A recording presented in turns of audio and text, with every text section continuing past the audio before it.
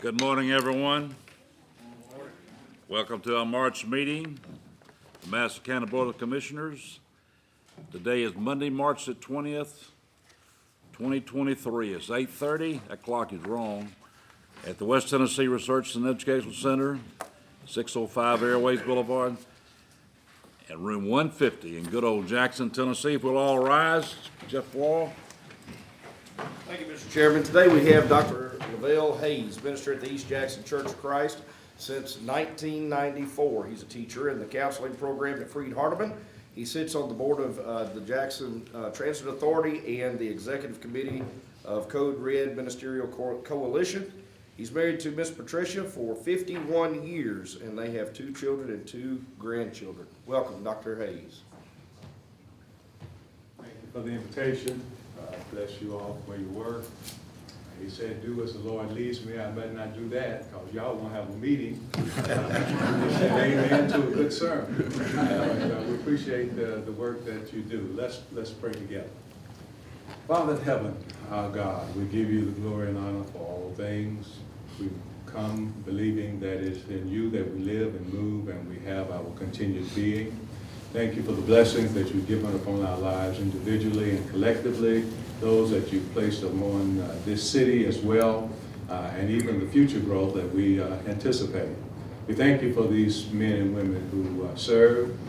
We thank you, Heavenly Father, that you've given them the grace to use their time in order to work for our betterment, to use their talents to help us to grow and to help us to live a peaceful life. And we also pray, Heavenly Father, that you will bless them, guide them to use the treasure that is under their supervision in a way that's going to be best for all citizens. And so now we pray for these men and women. We pray for you to keep them, guide them, bless them. We pray, Heavenly Father, that you will give them the wisdom to decipher carefully the needs of our community, that you give them the wisdom as well to deliberate cordially, to be able to come to the best agreements. And we pray, Heavenly Father, that you would give them the wisdom to decide correctly upon those things that are going to enhance our city, enhance our county, enhance our community, and enhance the lives of those who live within. Thank you for Jesus, because he's taught us how we can dwell together in peace and harmony in spite of our differences. Help us to follow his example. In Jesus' name we pray and ask these blessings. Amen. Amen. I pledge allegiance to the flag of the United States of America and to the republic for which it stands, one nation, under God, indivisible, with liberty and justice for all. Thank you, sir. Appreciate you asking for wisdom. We do need wisdom, a lot of it.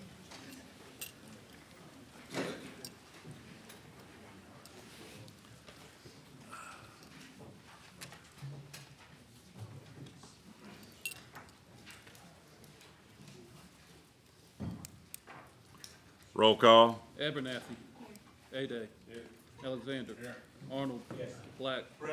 Bond. Brown. Cindy Bryant. Mike Bryant. Yes. Deaton. Here. Ellison. Godwin. Hill. Hall. Hicks. Johnson. Jones.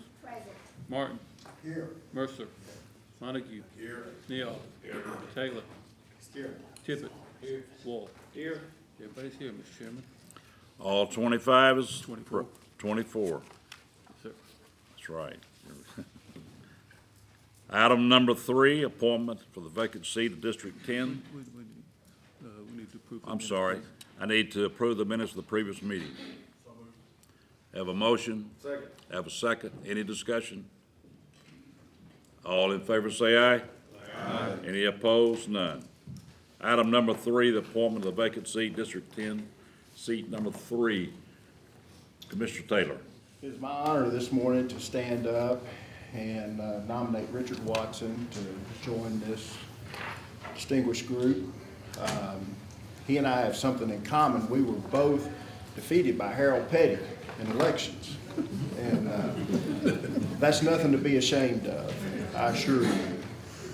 But Harold called me a few weeks ago when he decided he was no longer going to be able to be on the commission, and he also called Commissioner Hall. And he asked that if we would support Richard, and I said, absolutely.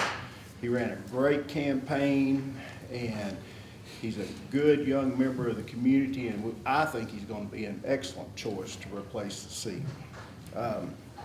Basically, what this proves is that politics can be professional, and we can get along because we were all adversaries at one time, quote, but we were still friends and we were still professional to each other. So I'd like to nominate Richard Watson to take Harold Petty's position. Mr. Chairman, it's my honor to also stand to second that motion. Have a motion second. Any discussion? Richard, would you stand up? How you doing? Roll call. Excuse me. Commissioner Godwin. He didn't see you. Mr. Hale, you don't have to always. I know he didn't. Commissioner Godwin, go right I ahead. know he didn't see me. I have eyes. Thank you. Go right ahead. Thank you. Okay. I see the media smiling over there. I hope they get it right. I also like to support him. That is my community district where I grew up, and a family farm. We've had that family farm over 100 years. Y'all, we're leasing out the Godwin Park. Mr. Petty, I too ran against Mr. Petty, and I was unsuccessful. But at the same time, he has worked very well with my family and that community. And I do so support you as well. And look forward to communicating with you. We're having a Godwin family union out there in the country. Oakfield. Thank you. Thank you, Ms. Godwin. Roll call. Abernathy. Yes. Aday. Yes.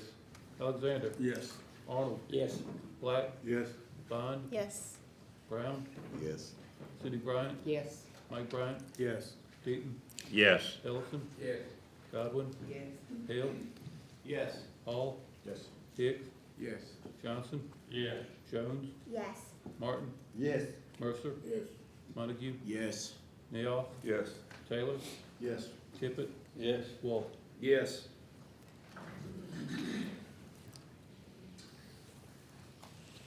For 24 yeses. Mr. Watson, when you come on down, we'll swear you in.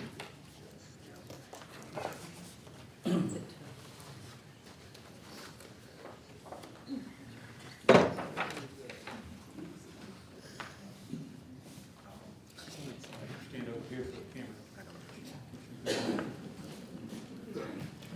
Raise your right hand, repeat after me, please.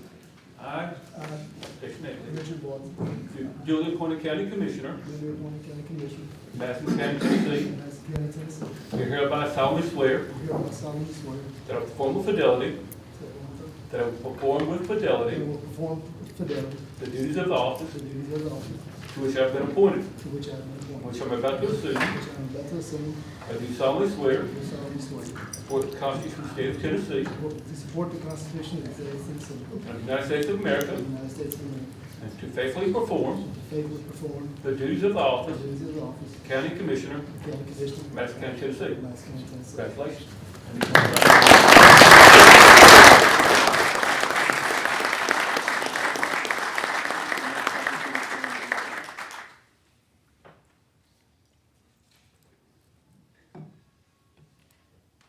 Thank you. Take your seat, please.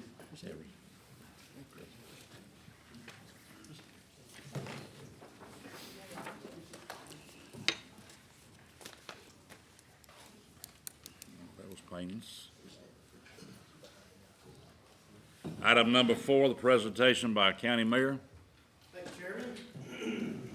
I have a little bit of a unique presentation this morning. If I could have the Southside Lady Hawks come down front here.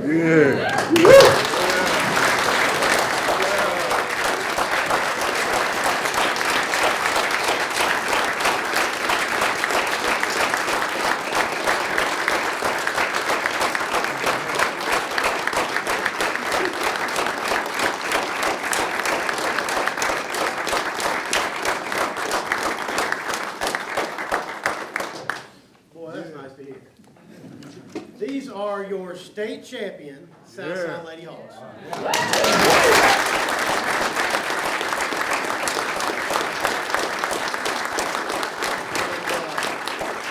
The exclamation to that state championship, they were your undefeated Southside Hawks, okay? So I'm gonna read this proclamation. This is on behalf of Mayor Conger and I, and want to thank you. I also want to recognize the coaches. You guys, excellent job, especially AC. Adrian and I graduated high school together, so he's got a special place in my heart over there. So way to bring that JCM pride to the south side of town. But no, we won't say any more about that. But this proclamation reads, whereas the city of Jackson-Madison County wishes to honor and recognize the 2023 Southside High School women's basketball team comprised of the finest student athletes and coaches in the state of Tennessee. And whereas completing an undefeated season of 34 wins with an average margin of victory of 30 points, with only 2 games with a margin of victory less than 10 points. And whereas the Southside Lady Hawks entered the Tennessee Secondary School Athletic Association State Tournament on March 7, 2023 in Murfreesboro, Tennessee, facing the defending state champions Upperman High School in their first round game, winning a decisive victory with a final score of 44-31. And whereas the following semifinal game was hard fought going into 2 overtimes, with the Lady Hawks prevailing over Elizabethton High School with a final score of 84-76. And whereas the TSSAA Class 3A State Championship game was played on March 11, 2023 against Livingston Academy, with the Jackson Southside Lady Hawks winning a significant victory with a final score of 62-52. And whereas the Southside Lady Hawks are the first high school basketball team in Jackson, Tennessee history, boys or girls, to win a state championship with an undefeated record. Now therefore, we, AJ Massey, Mayor of Madison County, Tennessee, and Scott Conger, Mayor of the City of Jackson, Tennessee, do hereby proclaim Monday, March 20th, 2023 as Southside Lady Hawks Day.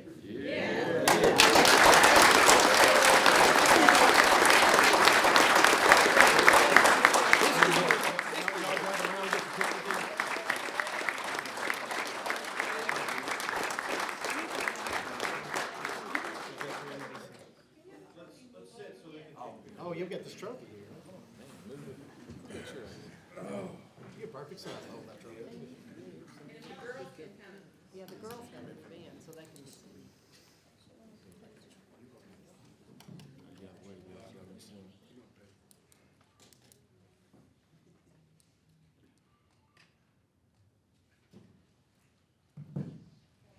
Congratulations, ladies. That's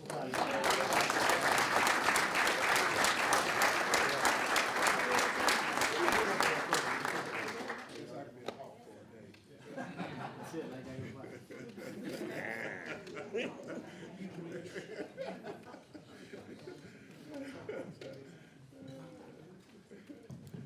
Commissioner Owens is mad. Yeah, I think we recognize, with basketball. Yes, in the state. Dawson, will you introduce our coach, let them know who she is?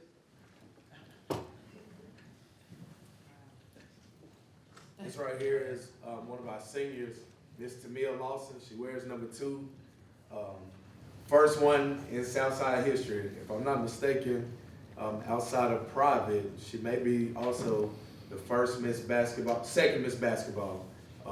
One was from Northside. Miss was Gwen Delp was also a Miss Basketball. So this is senior Tamia Lawson. Semifinal game, I think she finished with 36 points, 16 for 21 from the free throw line. Pretty much carried us into that championship game.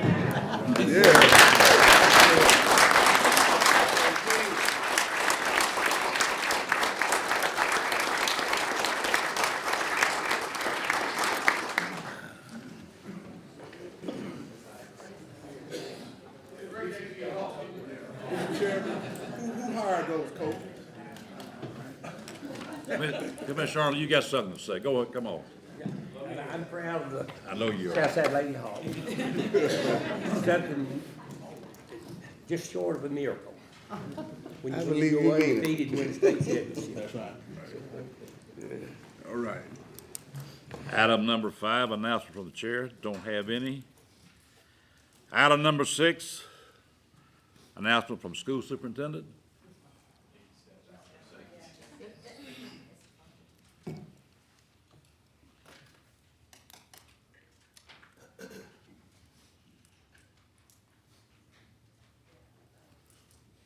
We'll go on to item number 7, report from the jail.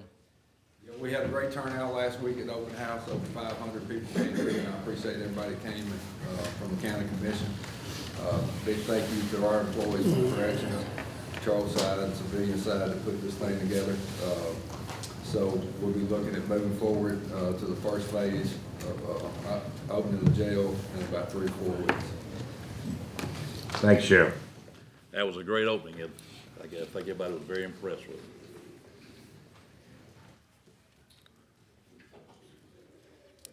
Item number 8, report from the Chamber of Commerce. Thank you, Chairman.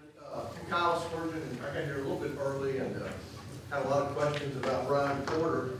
You don't know he's been gone for a couple of months. And I don't know if the fact that Ryan's missing or the play-by-play he kept delivering when he attended these meetings. We're no longer doing that, so someone else is going to have to take over that. I would sit back at the office and read what Ryan was posting, and it was a very good commentary. But to let you know, Dr. Kyle Barron will be joining our team next week. So you'll see Kyle at these meetings. He is a native of Texas, came to Jackson from Western Kentucky, and he is the he's the VP of Student Services at Jackson State. So he'll handle public affairs for us, community development activity.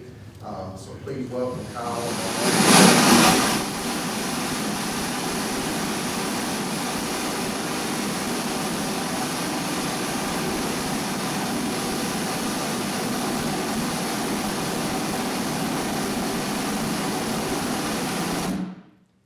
It was 100%.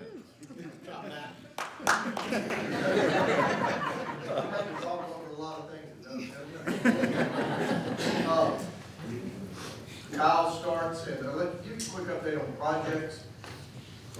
Jackson and Madison County, we have not been this busy with industrial projects, people looking to invest in our community since the 90s. And probably 6 months from now, I'm going to tell you, we have never been this busy. The type of projects that are looking at this community now represent hundreds of millions of dollars of new capital investment, technologies that exist only within a few sectors, and the skill level required for those companies is going to be extremely high. As you know, we're winning those projects. I get the opportunity to work with Mayor Massey and Mayor Conger, and to let y'all know, seeing both of them down here together, they smile on a lot of projects we work together, but I don't think I've ever seen them smile that big at Southside Lake Talks. Project activity is extremely high. And for this community to take advantage of that, and it's an opportunity to recruit more and more companies here, we've got to cause more people to move to this community. Number one thing is support our developers here. We must have hundreds, if not thousands, of new homes built here over the next decade. Right now, the housing stock will not allow us to recruit all the people we need to move to Jackson. So if we don't have those homes, we're going to lose those people.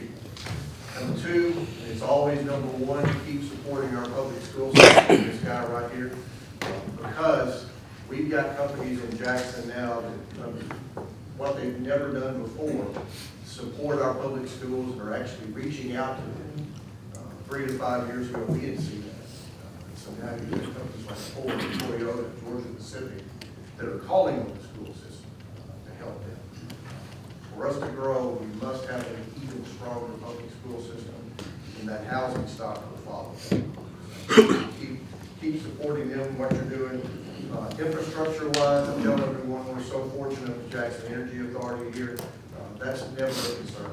ADA takes care of any needs for industrial customers that we need. Something I will bring up, I know you always support our airport here.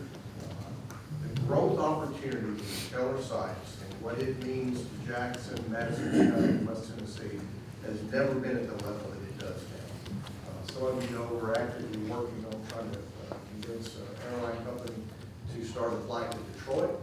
If we do that, it changes the game in terms of us to recruit people to Jackson, Madison County. But just imagine if you're in Dearborn or Detroit, and you work for Ford or one of the suppliers, you need to go down to the mega site for just a day. Flying into the Memphis airport as opposed to the Keller site. You fly to Jackson, you're going to be about an hour and a half to 2 hours. And so if we can pull that off, is going to make our opportunities even greater than what they are now. So I encourage you to keep supporting the board at the airport.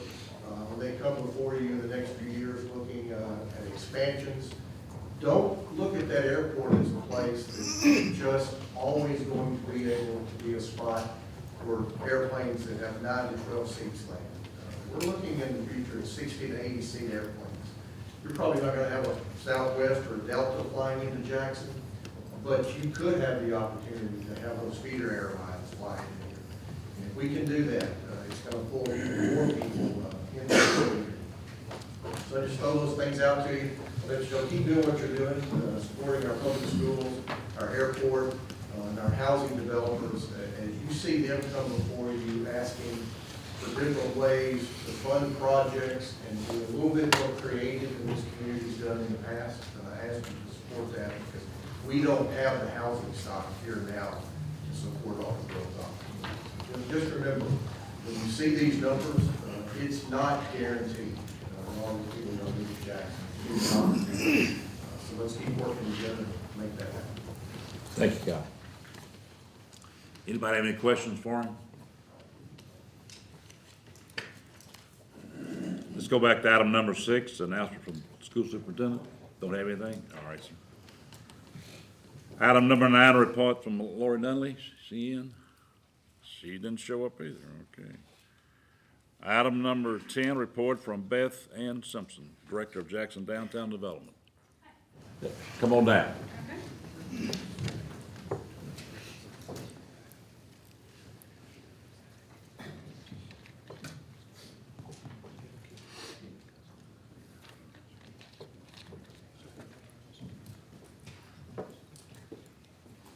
Thank you for having me. I'm Beth Ann Simpson, and I'm the Director of Jackson Downtown Development Corporation. And I just wanted to take a minute to give you an update about JDDC and downtown. We recently reinstated our accreditation for Main Street, and as a part of that, we submitted a Main Street report, an annual report for 2022. And I just thought you might be interested in some of those reinvestment statistics that we reported. We had about 15 new businesses downtown in 2022 that came with about 38 new jobs. We had over $6 million in private investment. We had 36 building rehabilitation projects. 6 were new housing and new construction projects. We've had just a decrease in our ground floor vacancies downtown, which is really a sign of health for downtown, and we're excited to see the growth. In 2022, we became an arts district, and with that, we had just some other art spaces pop up downtown that have really contributed to the arts and culture events that you'll be seeing. Just in 2023, we've already announced 3 new businesses, and there's 3 new restaurants to come online soon. There's also developers spending a lot of their time and money in residential properties downtown. So you'll see a lot of 2nd and 3rd floor residential properties. You know, really what they see is a lot of healthy downtowns have that mixed-use space where you have retail and restaurant down on the ground floor and then residential on the 2nd and 3rd, and we're seeing that happen downtown. It's an exciting time.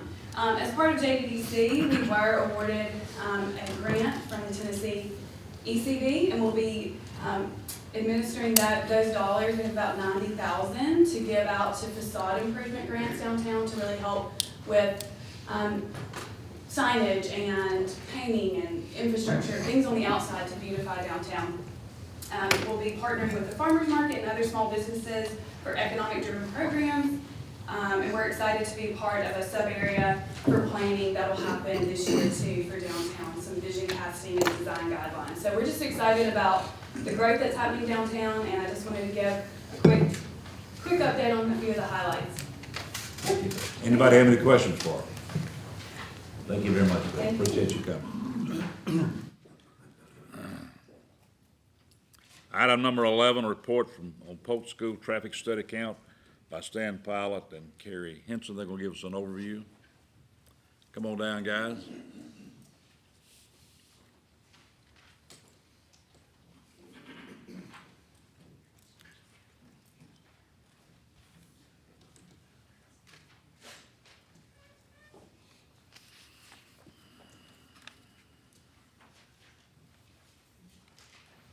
Good morning.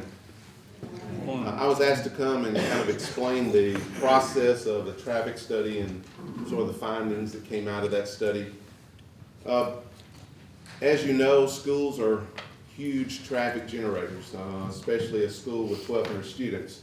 You can imagine in the morning the amount of traffic trying to get to the school at one time. That's the thing about schools, is that it's not a use that's scattered over a period of time. It happens all at one time. They're going there to drop off at one time, and they're leaving usually around the same time. So that creates a lot of burden on the infrastructure that serves the site. So those are the things that traffic engineers look at. And so the school system hired a consultant to look at Pope School, the new Pope School, and to look at the impacts that it would have on the infrastructure surrounding that school. As you know, or may know, the school site was planned to have an elementary school and also a future high school. When the traffic engineer looked at the site and looked at the traffic generation, it was impossible to mitigate the traffic that would be caused by an elementary school and a future high school. There was just so much traffic and not enough improvements that you could do to mitigate it. So basically, because the school is a use on appeal or a special exception use in zoning, it had to go to the Board of Zoning Appeals for approval. The board limited the site to an elementary school, which the school system was supportive of because they did not see a specific time frame for a high school in the future. So they decided to support that decision. So with an elementary school only, the improvements to the site were improvements to Ashport Road, some widening along Ashport Road to accommodate left-hand turning movements to go into the site. Improvements to Old Humboldt Road, as you can imagine, traffic going northbound, turning left on Ashport Road, there was some improvements that needed to happen to Old Humboldt Road. There was also some improvements needed to the Pleasant Plains Ashport Road intersection. And there was two options looked at. One option was to signalize the intersection, but that was not a viable option because when we looked at that, it would have backed up traffic for half a mile during peak time. So that was not an option that was looked at as being feasible. So the second option was a roundabout, and that was the option that was selected because it basically mitigated the impact of the traffic and would allow the traffic to flow reasonably through the site. So one other thing that came out is there were some improvements to Old Humboldt Road and the new signal that will be at Old Humboldt Road and the frontage road. There was some look at that and some future timing that would have to be done to accommodate that school in the future. So all those things went into the mix to look at what was needed at the site because Ashport Road in front of the school was not capable of supporting that traffic in its present form. Also, one of the things that the traffic engineer looks at is the background traffic that's already there. So there's already people trying to get to work in the morning, so we have to accommodate that also. The main things, we had an independent traffic engineer look at the findings because, again, we want to make sure the findings are adequate and also reasonable. This was a 500-page document, so you can imagine all the things that went into that document. So we had an expert, an independent consulting engineer to look at it, and he concurred with the improvements that were shown in the traffic study. So the Board of Zoning Appeals approved the school contingent on the recommended improvements being put in place. When we met with the school board and talked with them, they were concerned about getting all those improvements done when the school gets ready to open. And so we talked to them about how we might go about staggering those improvements, and we asked them to talk to their consultant and see what improvements would be prioritized higher than the other improvements, because the school system didn't want to be sitting there with a brand new school ready to open and be waiting on right-of-way acquisition. Or someone refused to give right-of-way, and then we have to exercise eminent domain, and that takes time, and the school will be sitting there complete and ready to go and not being able to open. So As you can imagine, the improvements that would be necessary, it's fundamental that the improvements in front of the school be done on the front end before they occupy the school. But some of the other improvements, we're waiting on the information from the consultant to tell us which ones can be staggered, maybe over a period of 2 or 3 years. So that's pretty much in a nutshell that I can give you with a 500-page document. From the school system standpoint, obviously, dollars and cents come into play, as it does with the commission and the city and everyone else. The JEA, there are a lot of entities involved here, but just a quick refresher on the way the project was funded. We have $40 million, where's that number? $40,669,999 of actual construction dollars to spend. There's an additional $500,000 allowance, and everybody knows what an allowance is. You sign an allowance where you don't know exactly what the cost is gonna be or what the scope's gonna be. That's the reason why you do it. And that $500,000 was earmarked, or thinking at the time it was established, of improving directly in front of the school along Ashport Road. So that's where that money is, at this point, being earmarked to be spent. Now,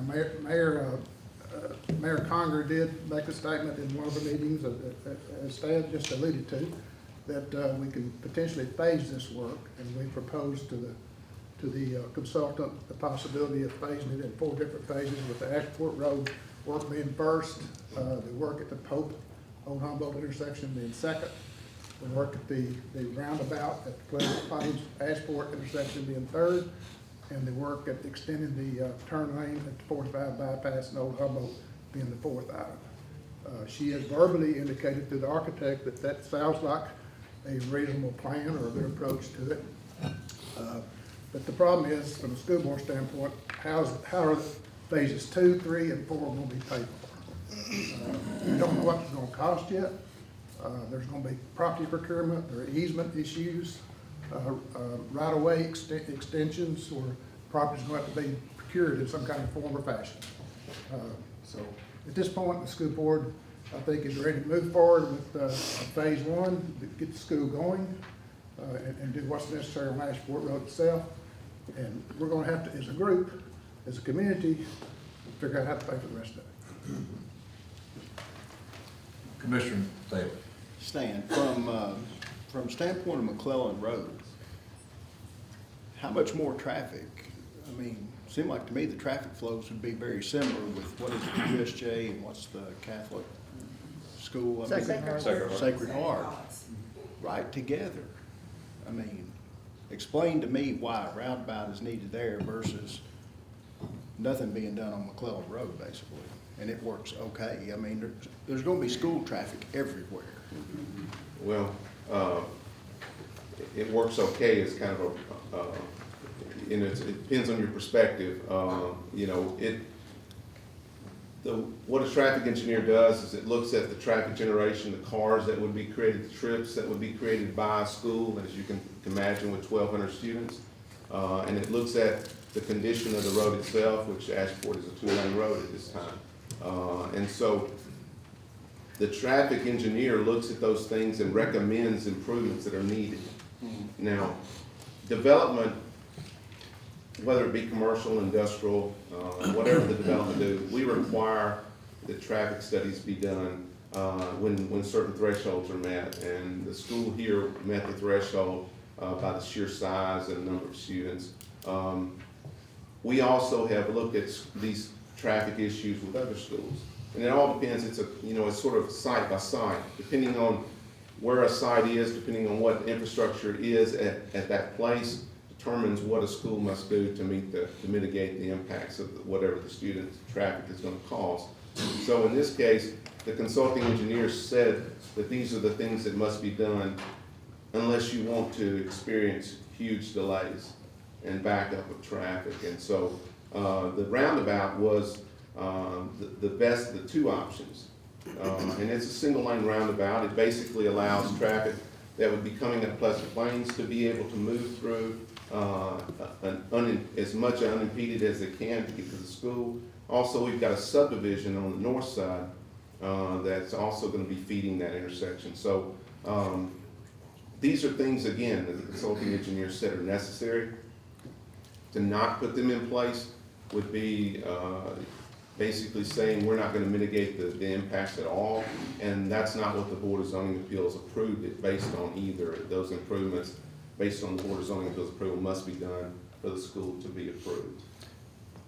Two things. One, McClellan is a two-lane road, and I'd say those two schools together would be 1,000, 1,200 students close, so it's very similar. But is there a second option that would be less expensive than a roundabout that the planning commission would approve? No, that was the best option of the two. Commissioner Godwin? You know, just when you, Commissioner Taylor got up and said what he said, that's the same thing I was thinking in regard to there are other schools in that facility, in that area. And I haven't heard a lot of, they're private, but they haven't had a lot of conversation as far as costs. Moving into what we need to move in to create the environment that we need to create with the overall community coming, I just think with so much, with the jail issue, saying that we need to do this and do that, and that's a $51 million project, and we went on and done it. I think we need to support this project. I haven't heard the costs. I've heard you talk about the phases, but how much cost will it be? Because we have a 500 allowance, and I hear about, you know, the building itself, 41 million, but if we do these things, what will be the cost?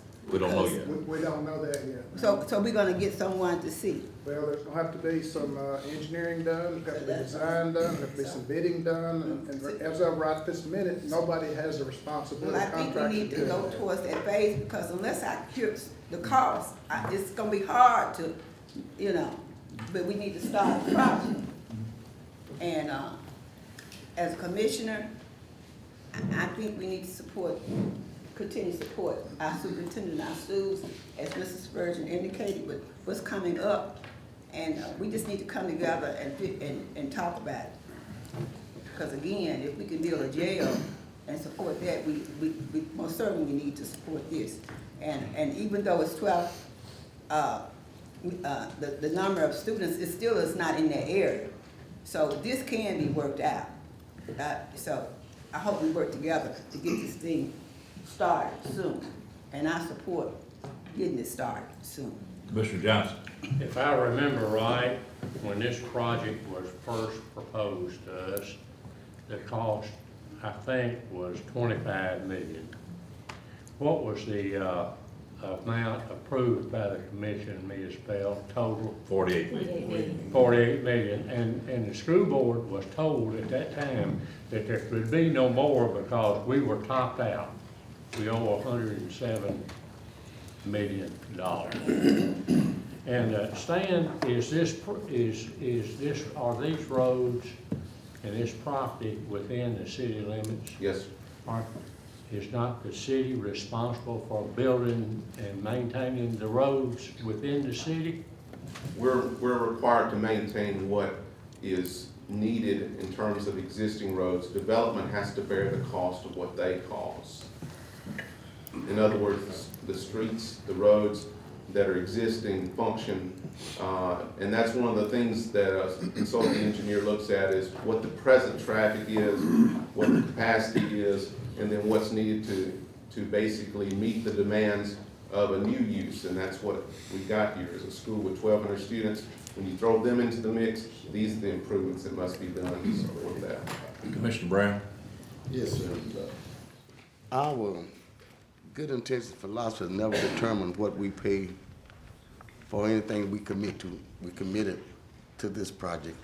And just as a footnote, we pay our bills. We've always paid our bills. And we don't control costs. We try to minimize waste. But you pay whatever the price is. My basic question is with regard to the roundabout. I don't know if you considered the application of the roundabouts we have now. When you go down Highland, it doesn't have to be a big truck. it can just be a couple of vans. Traffic does not speed up. It slows up.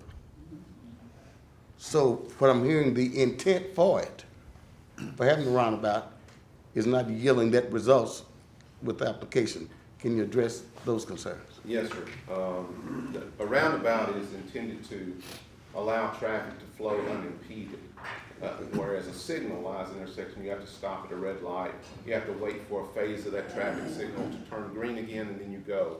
A roundabout allows traffic to flow through unimpeded. Now, the idea of the roundabout on Highland was specifically that, what you just talked about. It was to slow traffic down. Okay. But because before what we had is, if you got someone on Highland going southbound and they saw the green light at the hill, they were doing 65 miles an hour by the time they got into downtown. And so with the pedestrian traffic that we had going back and forth between Jackson Walk and downtown, it was to slow that traffic down. Now that traffic still moves and that traffic doesn't stop. So timing wise, the traffic still flows better than a signalized intersection that was there before we put in the roundabout. Mission accomplished. Commissioner Black. Mr. Chairman, you know, the school system, we need to support it, but I'm trying to figure out, I'm kind of with Commissioner Taylor. McClellan, and you've got USJ, you've got a high school, you've got a middle school, and then you have the Catholic school, and it's 2-lane. Where do we see the traffic flow going to the new school? What's the greatest impact? Is it going east-west on Ashport, or is McClellan the problem? Because I'm a little baffled. I'm just really being honest. Yeah.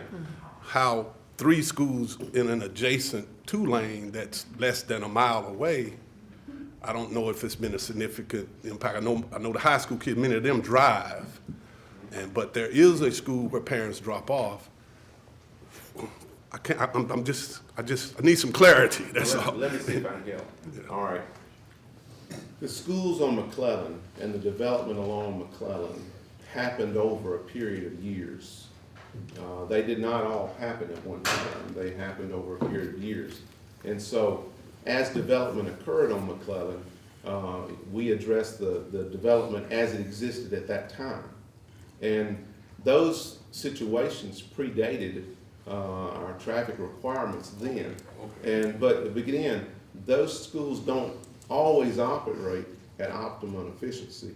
They operate, there's some breakdowns there, and we already have people complaining about McClellan Road. So again, things that happen over time, you really can't get ahead of.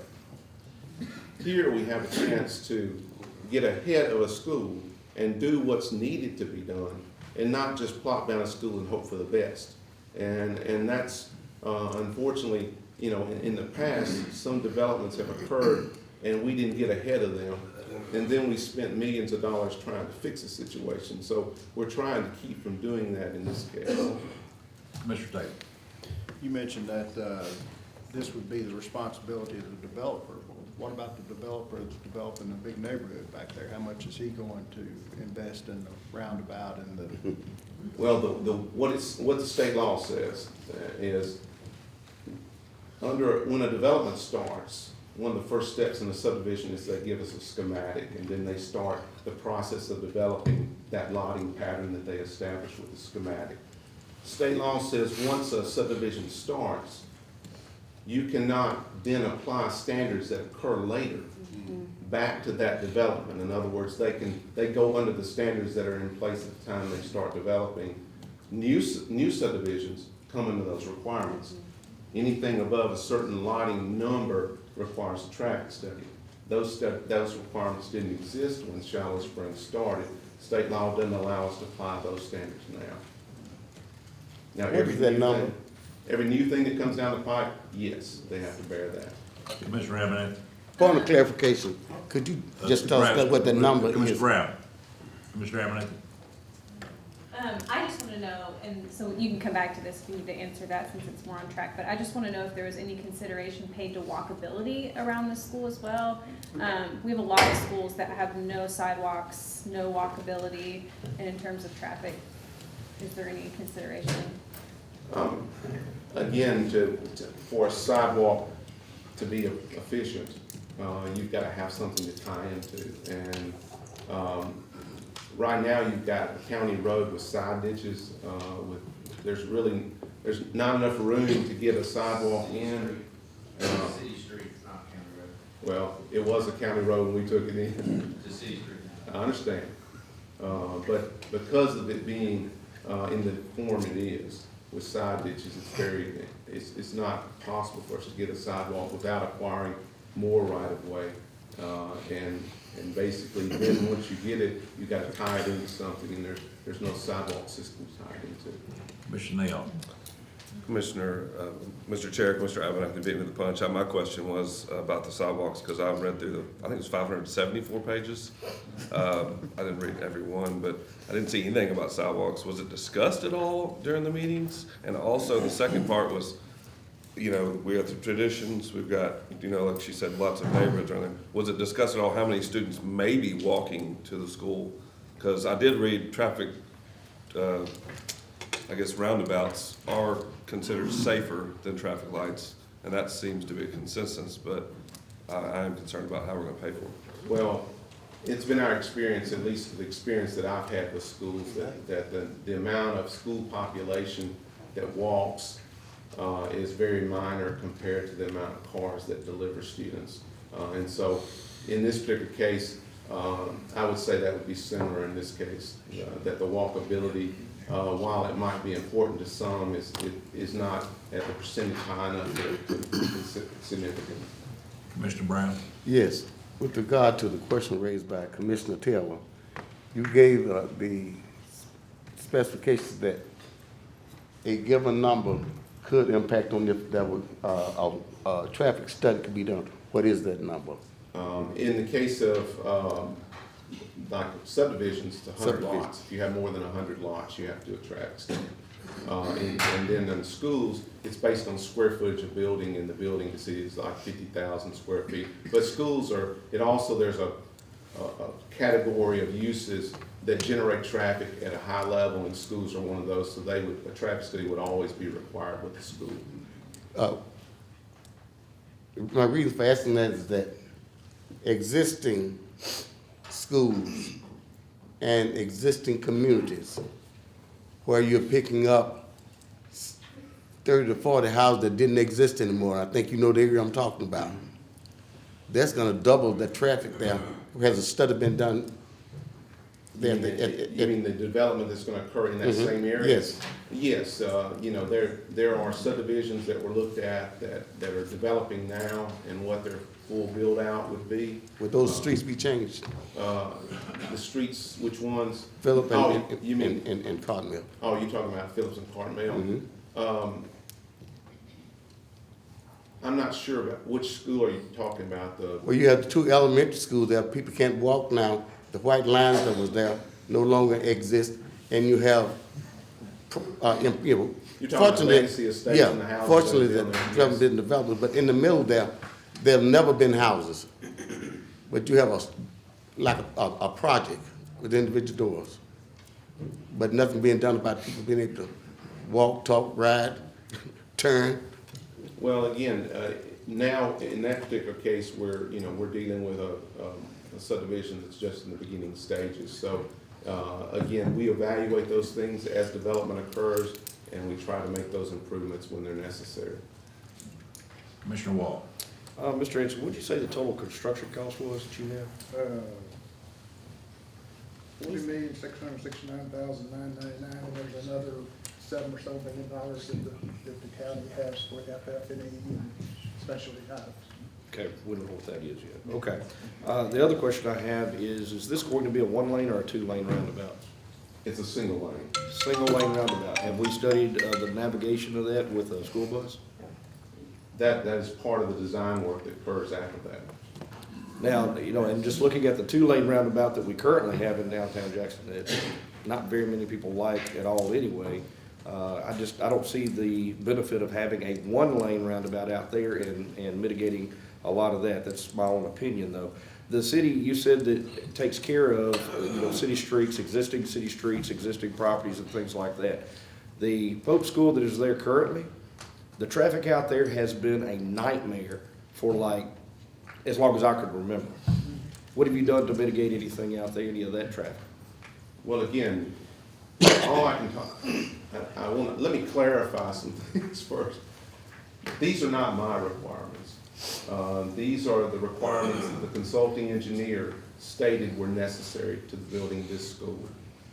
The Board of Zoning Appeals approved the school with these recommended improvements being done. If there are no improvements done, then there's no use approved. So all I'm doing is stating what was produced by this consulting engineer that was hired to do that evaluation. All these other things we can talk about all day, shoulda, coulda, woulda, in every situation across the city, and we can be here talking about that all day. It doesn't have, while it's maybe important or comparative, it's not important to this particular situation and what's being required here. So I do have a question that is important to this situation right here, and that's, you've used two words since you started, your presentation of this. That's required and recommendation. Is this a requirement or a recommendation? This is a requirement. Okay, then why has the city mayor come to us the other day in our special called meeting and says that he's not gonna hold up a CO, that it's a recommendation? What the mayor said was that these improvements could be phased over time. He did not say they could be eliminated. He said they could be done over time. I'm pretty certain, unless I heard him wrong, I'm pretty certain he said it was a recommendation. Anyway, that's beside the point. So again, that's okay. That's what all the right. mayor. The original driveway that was on the drawing with the new Pope School, and Dr. Catlett, Dr. King can correct me, but I was a part of that, and I saw the drawings, and the drawings on the original school on that property, it actually had the proposed high school on the property as well, because it was said to be big enough for that. With the high school not being there, but in the original drawing, there was a driveway that circled the entire property of the school. Is that right? Is that still correct? So we're going to be able to get a lot more cars off of Ashport Road, off of Old Humboldt Road, more so than what we've ever been able to do with the existing school. Was that taken into consideration when the study was done? Well, the stacking of traffic inside the site, while that may be helpful once somebody gets there, the important thing is traffic has to get there, and they have to get into the site. So it has no bearing on the traffic and how they get to the school site. It just helps them once they get in the school. And after standing the busing versus people dropping off, how do you break that percentage down? Again, Yeah, I mean, the traffic consultant looks at all these things, but again, how they derive that is not really a question for me. I'm not the consulting engineer. All I do is look at the results of what that study said. You just bring the message. I'm just the messenger. I'm not going to shoot the messenger at all. So just understand all these things. I'm not necessarily, I'm not defending what was said, because what was said was what the consulting engineer said is needed. All I'm doing is presenting you the recommended improvements were presented to the Board of Zoning Appeals. And they did not feel comfortable approving a school use on that site without those recommended improvements being done. Because the consulting engineer said these are the things that must be done for the school to mitigate the traffic. So whether they're requirements or recommendations, they were a requirement of approval through the Board of Zoning Appeals. Mr. Alexander. Just a quick question. We're talking about this roundabout over there. Current roundabout we got at Dedrick and Highland. Talk about it was designed to slow traffic down. Okay, 600 feet south of that, we've got a traffic signal been put in front of Jackson Walk. Is there going to be a traffic signal put in front of the school? Because they're setting up the same situation there. I'm not sure what. What I'm asking is, you got the roundabout down the street from the school. Is there going to be a traffic signal necessary in front of the school to get traffic in and out of it? Because you just said this roundabout is designed to increase the traffic flow, not control it. Well, all it does, the roundabout's design is to get traffic to flow through the intersection unimpeded. When we looked at the two options, a signal and a roundabout, a signal brings people to a stop. So people on Ashport Road that would be coming eastbound on Ashport towards the school site, if you had a signal there at Pleasant Plains, it was going to back traffic up for a half a mile. All right, so that was not acceptable. So the second option was a roundabout. The roundabout, the delay drops significantly and becomes manageable. So that's why the roundabout was considered the recommended improvement. It will allow traffic to go into the roundabout and circle without having to stop. So will it require a signal at the school? There was no talk of a signal at the school. There was talk of improvements to the laneage on Ashport so that you could get a turning lane in there and get people to be able to turn left at the school site. But they didn't talk about a signal. And they also addressed the streets that were serving coming out of Ivy Brook and some of the subdivisions to the south. It looked at those. But again, now at the easternmost driveway, it says that there's going to be a crossing guard there, and they're going to be used to manage the traffic at that one, which is the entrance. The exit. Commissioner Nail. Mr. Chair, I forgot to mention this. You know, I talked about the sidewalks previously. I was just concerned when I looked at the diagrams that there was no markings for crossing at all. So I'm just concerned about someone getting run over by a car, especially when you're gonna have a roundabout that doesn't stop at all. So I just was surprised that the consultant didn't have any, just even though we don't have a sidewalk, I imagine some people are probably gonna walk. Well, again, the consulting engineers is giving you a look at the traffic generation and what's needed to mitigate that traffic. The design features of intersections, the roundabout, all that will be done at the design phase. Okay.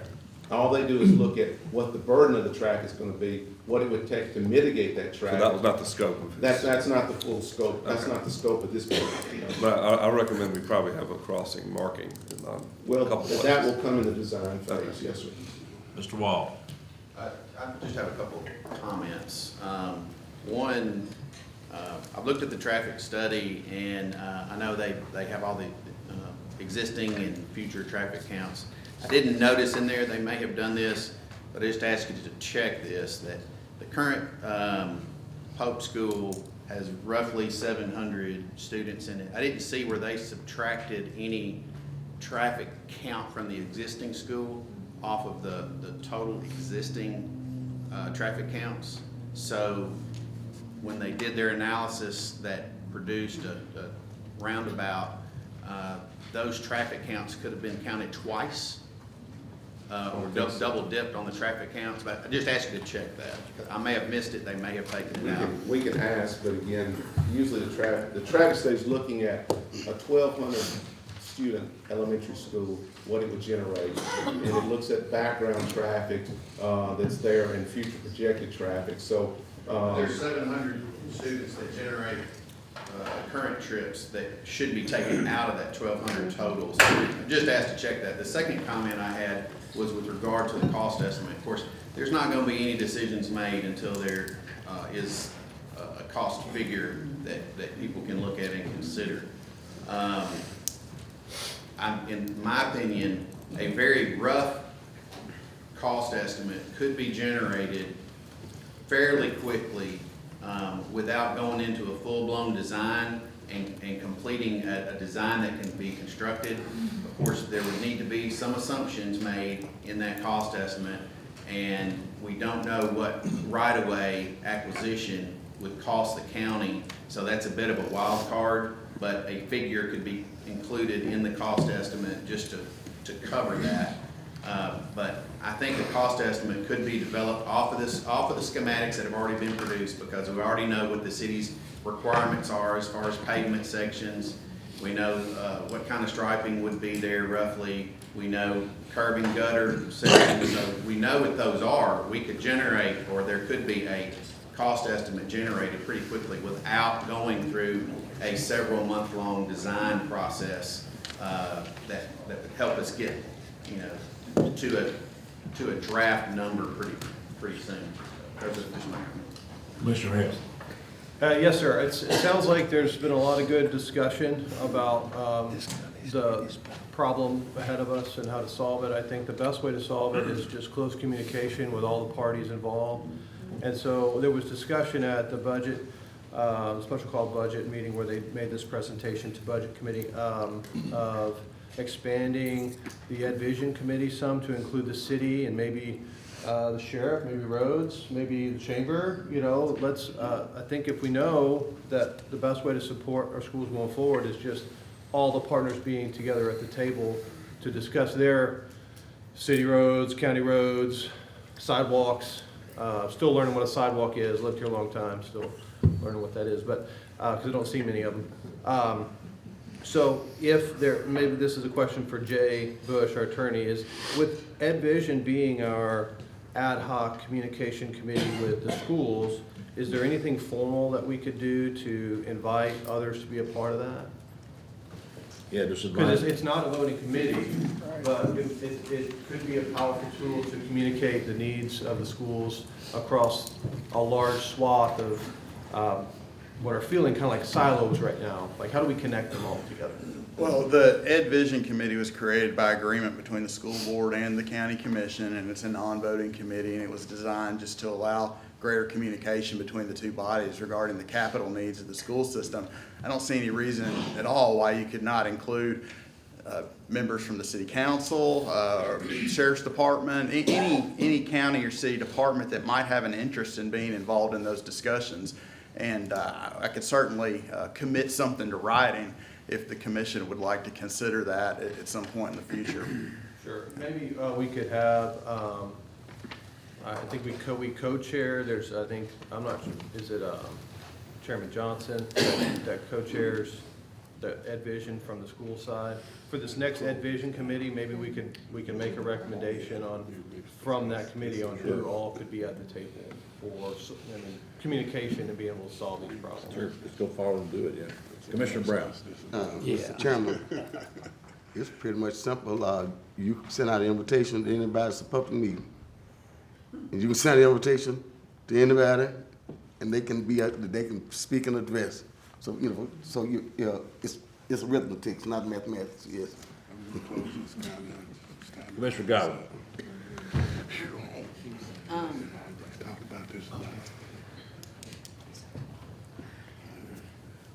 The recommendation is great, Thanks. but, it's a but. You know, this is serious. This is very serious. And we should not get upset if we're gonna have to spend some more money. I heard earlier where there was $48 million allotted to this project, and we've spent, I hear 40 million, I hear $500,000 allowance. This project should be complete, Superintendent. What's the projected project, 2024? Pardon, 26. This is 2023. Okay. I just hope we're serious. And I hope with invitations that we can work together. So I support that, and I support what you say, but we need to start like yesterday, because again, the over project is moving, and we need to. And some of you probably said Ms. Godwin's up just talking around me, but I'm serious. Commissioners, we need to get serious. And I still want to know about the feasibility. When is that? So what is it you guys want us to do? That's what I want to know. I mean, what is it? They don't want us to do anything. They came here to give us a presentation, sounds like and they want us that's to what do they've something. done. There's decisions has to be made. He's made some recommendations to the school board, the county commission, other community people to get together to discuss this in greater detail once we find out what the cost is. I made those recommendations when I first. Okay, no, we're getting along in it. Any other comments? Thank you. My Commissioner Brown. concern is that this roundabout has just come up. I mean, we had a plan, and it seemed to be going, you know, we had a plan. We knew there was a school there was a traffic issue. And then all of a sudden, after a long period of time, we bring up this roundabout. Now, I don't know what a developer is doing on that road, but we're not responsible for any development that's next to us. You know, that's their problem, not our problem. And I personally think, you know, you've got good, better, and best. And if we said 48 million, we need to stick to our guns. We need to keep within the budget. Dan, Explain that. Where you are. I was just gonna say, The traffic study was a requirement from the beginning. The roundabout was a result of the traffic study. So yes, traffic was always an issue. A traffic study was always a given, was gonna have to be done. The roundabout came out of the recommended improvements out of the traffic study. So that's why we're just hearing about it now. Well, if this But body there will was a remember, plan. if this body will remember, Tommy Gobble brought up traffic study from the day one when this proposal came to the table. He asked about a traffic study every month. And it could have been done at any point. Now, they need to get along, down the road a little bit in terms of how the driveways are gonna come in and the site plan. But the traffic study could have been done earlier, but again, the traffic study was always a given.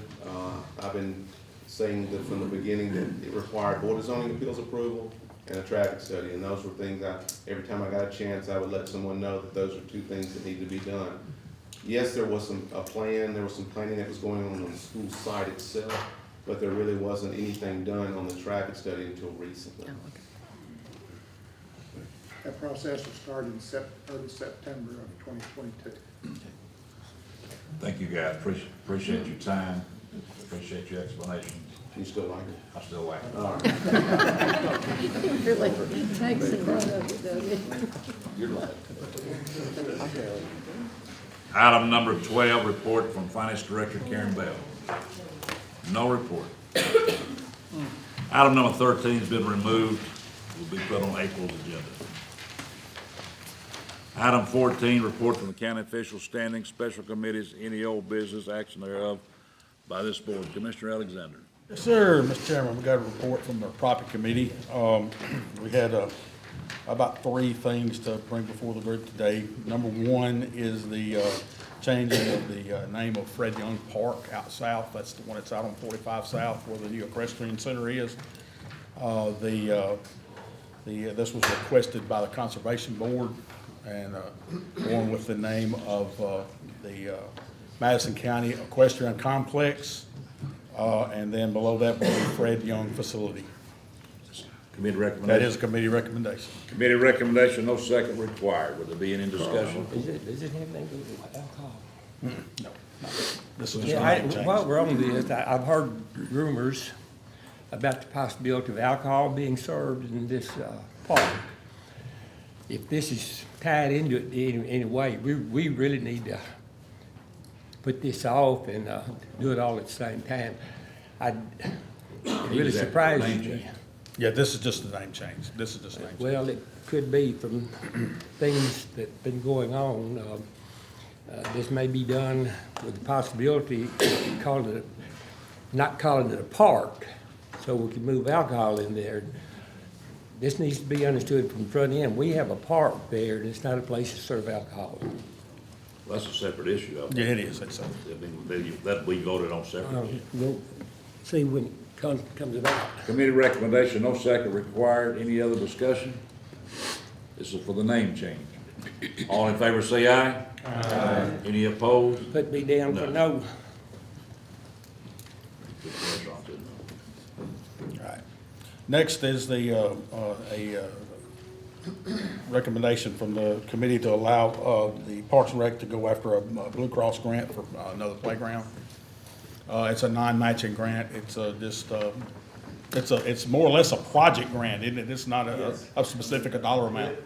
If there was to be any money, it might be a small leveling of some field, but other than that, it would be, everything would be covered by that grant. That's the committee recommendation. Committee recommendation, no second required. Any discussion? All in favor say aye. Aye. Any opposed? No.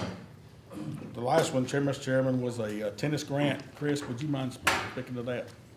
Yes, we're getting the tennis courts redone at Pewborn, and this grant is through the Tennis Association, U.S. Tennis, and it's $1,000 one-time grant for stuff for like benches and trash cans that we could put out at the tennis court.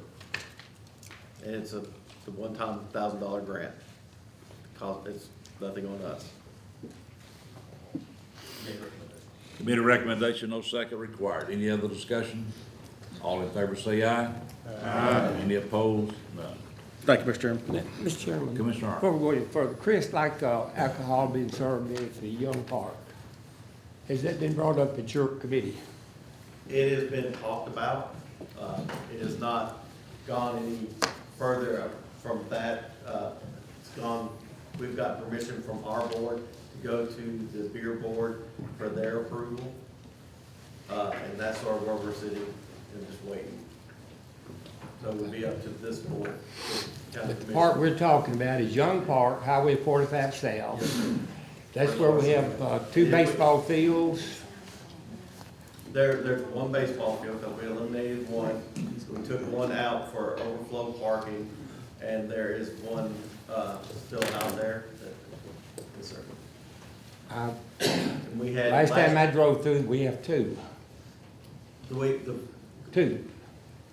one of those has been designated to be overflow parking, so the fence has been taken out.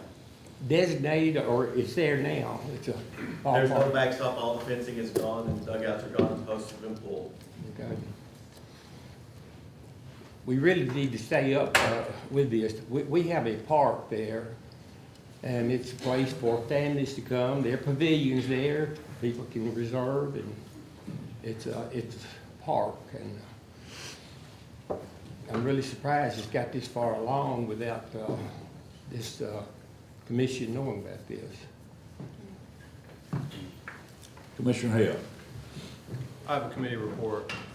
Okay. Carl, you want to? I was gonna speak on this here. Currently, state law does not allow us to sell beer in any of the parks. That's the statute right now that we're operating under. I think Attorney Bush will back me up on that. This is just something they were looking at in the future. Not even City Park. Nothing has been voted on or discussed on this yet, Jimmy, I promise. Well, I agree with Jimmy. There are little kids there that has no business being beer sold, period. It's in our district, and that's what I'm demanding. Commissioner Mr. Brown. Chairman, is the question center separate from the park, or what? It's in the very back portion of the park, separate from the picnic pavilions. Last year, the one field that we still have out there, we had one travel team rented for the year. Is it enclosed? The ball field, it doesn't. Equestrian center? Equestrian center, it is, no, it's not totally enclosed, it's got one wall. Oh, my God. Commissioner Hale. Yes, sir. The Personnel Committee met. I've got 2 recommendations that the Personnel Committee is bringing. The first one is we took up the vesting period recommendation to make an adjustment there. Here's the committee recommendation. Effective 1 July 2023, all current active employees who are participants in the Madison County 401A plan are subject to a 3-year vesting cliff instead of a 5-year vesting cliff from date of hire. Automatic vesting at age 65 and at death remain unchanged. Committee recommendation. Committee recommendation, any discussion? You understand? Add to this, this is just effectively allowing our employees to have full control and vesting in the money that they put in their retirement plan in 3 years instead of 5 years. All in favor say aye. Aye. Any opposed? None. The next one comes as a Juvenile Court Services Director recommendation. The Personnel Committee created a subcommittee to interview applicants. The Personnel Subcommittee has completed those interviews for the Juvenile Court Services Director and made the recommendation that Thomas J., we know him as T.J. King, be hired as that director. The full Personnel Committee accepted that recommendation. The Personnel Committee is now making the recommendation to the full body that a job offer be made to T.J. as Juvenile Court Director. And this is a committee recommendation that we draft a benefits package and a letter of offer for employment. Committee recommendation, no second required. Any discussion? All in favor say aye. Aye. Any opposed? None. Moving on to Capital. The Capital Committee met. No, it's not bringing a recommendation today, just an update. We reviewed the money allocated to the directors, department heads, and they've all made extremely good use of those funds. Several have run into roadblocks, being able, with inflation and the cost of goods and the cost of labor being up. They ran into some issues with being able to stay in budget and worked very hard to be creative to solve those problems and solutions, and been able to stay in making good use of those capital dollars. We'll continue to meet as budget allocates funding for that committee going forward. That's all I have. Thank you, Commissioner. Any other reports? Commissioner Wall. Excess resale met, and we have 4 properties we need to approve. First one's at 244 Campbell Street in the amount of $2,050 to David Cloninger. Committee recommendation. Committee recommendation, no second required. Will there be any discussion? All in favor say aye. Aye. Any opposed? None. 77 James Street, $1,000 to Tab Properties. Committee recommendation, no second required. Any discussion? All in favor say aye. Aye. Any opposed? None. No address, it's on North Highland Avenue. It's map and parcel 043A as in Adam, C as in Charlie, 027.00 in the amount of $10,000 to Marcus Love. Committee recommendation, no second required. Any discussion? All in favor say aye. Aye. Any opposed? None. 126 Walsh Street, $1,500 to David Cloninger. Committee recommendation, no second required. Any discussion? All in favor say aye. Aye. Any opposed? None. That's all for the excess resale. The Commission Rules and Bylaws Committee also met. We did have a change in Rule 4J as in John. It's under appropriation request. It currently reads, any and all requests requiring an expenditure of non-budgeted county funds shall be submitted in writing to the Financial Management Committee prior to submission to the Commission for approval. The committee voted and recommended to change this to any and all requests requiring an expenditure of non-budgeted county funds shall be submitted in writing to the Budget Committee prior to submission to the Commission for approval. This just changes the committee to be to receive the budget amendments from the Financial Management over to the Budget Committee. That's the recommendation. Committee recommendation, no second required. Any discussion? All in favor say aye. Aye. Any opposed? None. Committee also met and discussed the committee descriptions, which Commissioner Abernathy had raised a question about several months ago. The county attorney has worked on this for quite some time now with the chair people of all the committees. We do have a list of those, and we'll be disseminating those. Sarah will be giving those out through email today to all commissioners. That's just a point of information. We also met and talked about, as we have for the last 3 or 4 years, we've talked about getting all commissioners iPads to be able to continue to do our work in a more efficient way. The budget did approve to move that forward.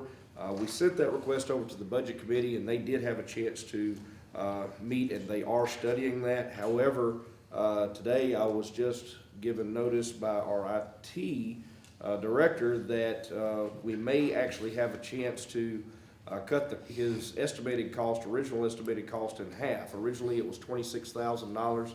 Now it's $13,500 to be able to do the project. It includes the iPads, chargers, keyboard cases, Office 365, and self-service for all of the devices.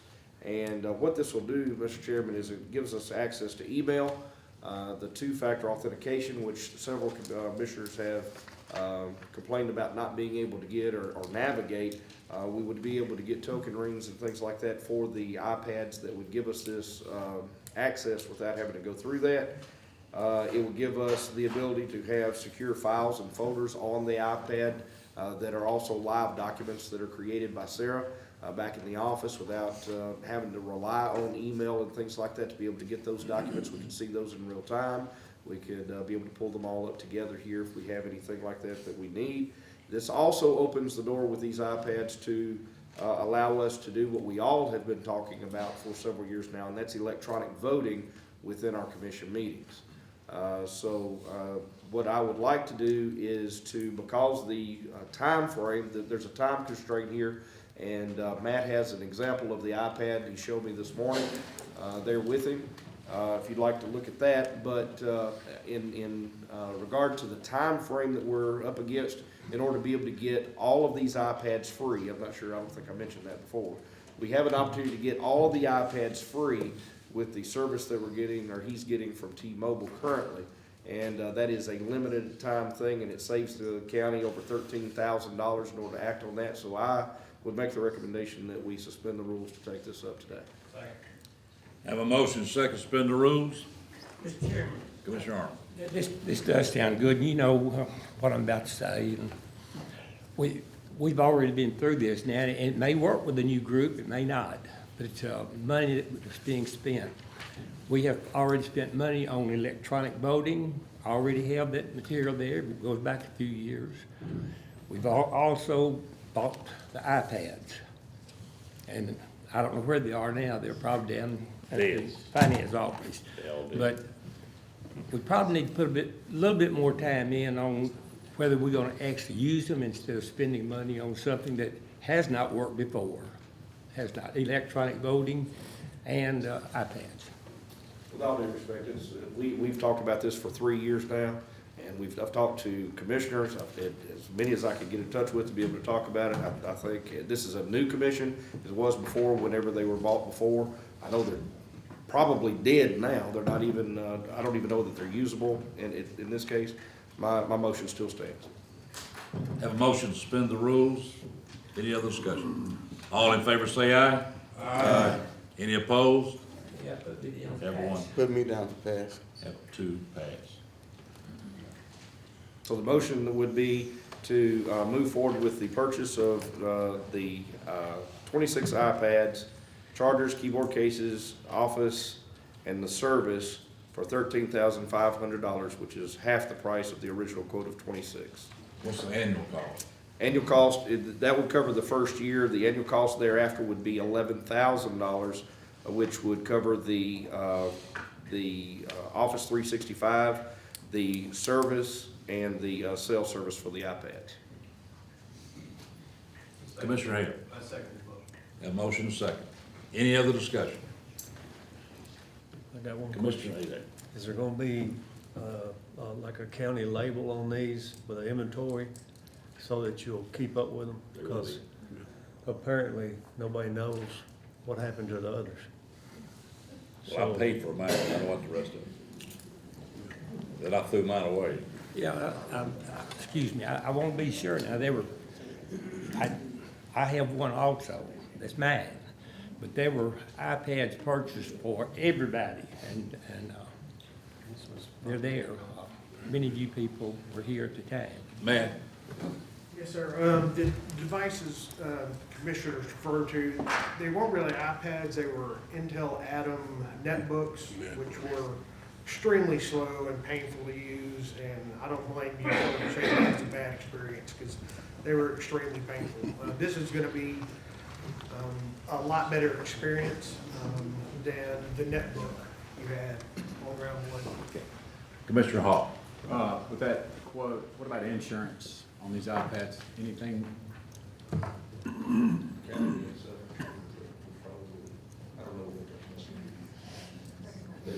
Yeah, they will be inventory, by the way. I didn't answer your question. What about any warranty service, insurance? No insurance, but knowing the rep at T-Mobile, if something was to happen to a device, they would provide a replacement. I don't have that in writing, but this is with a 2-year contract, so they want you to have the device and use it, so they can, keep it in that $20 a month. Commissioner Godwin. Okay, does this mean once we get these devices, we're gonna have to use them, so we're gonna have to do electronic voting? Is that okay with the commission? Because some people don't want to do that. I'd like to know, are there any other kind of commissioners using this service? Absolutely. And could you tell me who? Commissioners using the voting system, or? In other districts, are there other commissioners using this service in other, just not in Jackson? You talking about Memphis? iPads? Yes. Sir, Yeah, there are iPads being used all over the United States. no, that's not what I asked. She has other bodies like this usually. In the county commission meeting, like in Memphis, Shelby County, who I know some commissioners, in Nashville, who I know some commissioners, maybe I need to ask them personally. Is this service being offered there as well? Absolutely. Okay, that's all. Okay. I hope it's working, because we talk so much. Maybe this will help. Commissioner Brown. Yes. I hope that we can get all of this optimistic thing in writing.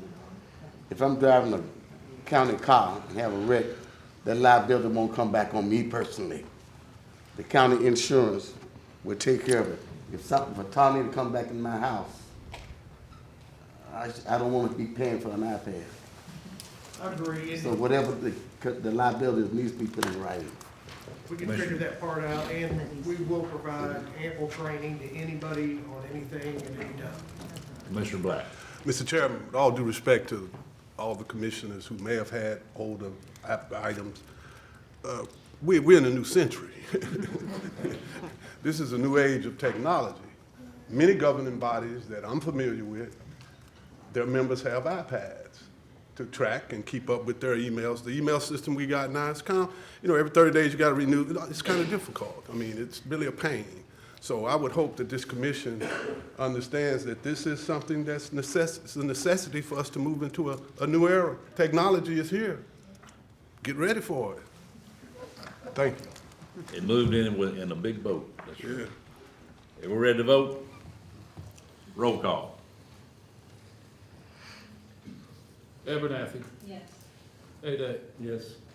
Alexander. Yes. Arnold. Black. Yes. Bond. Yes. Brown. Yes. Yes. Yes. Thank you, sir. Bryant. Cindy. Yes. Bryant. Mike. Yes. Eaton. Yes. Ellison. Got a pass, sir? Thank you. Godwin. Yes. Hill. Yes. Hall. Yes. Hicks. Yes. Johnson. Yes. Jones. Yes. Martin. Pass. Mercer. No. Montague. Yes. Neoff. Yes. Taylor. Yes. Tippit. Yes. Walt. Yes. Watson. Yes. Yes. Thank you, sir.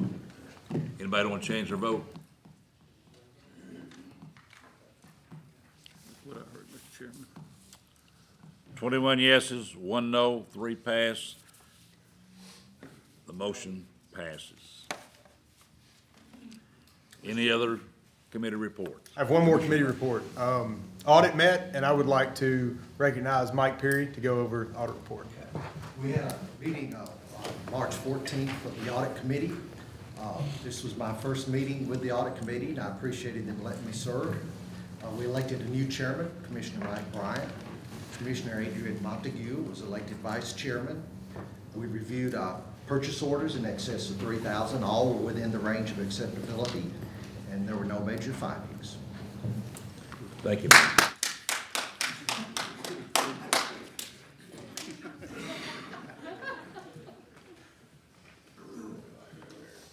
Item number 15, report from County Mayor. All right, sir. Item 16, any amendments or transfers to the general fund, school department, capital projects, highway department, debt service, juvenile court service, budget fiscal year 2020-23. Commissioner Alexander. We have a total of 10. All right. Isn't that wonderful? We're gonna start with 141 general purpose schools. Item number 1, $95,158. Add new Spark grant. This is a new grant, new funding. Committee recommendation, no second required. Any discussion? All in favor say aye. Aye. Any opposed? None. Item 2 for $141,417.11. This is a budget amendment to align Munis GL with state-approved budget and E-plan. Committee recommendation, no second required. Any discussion? All in favor say aye. Aye. Any opposed? None. Item 3, $30,591, budget amendment to align Munis GI with state-approved budget and E-plan. Committee recommendation, no second required. Any discussion?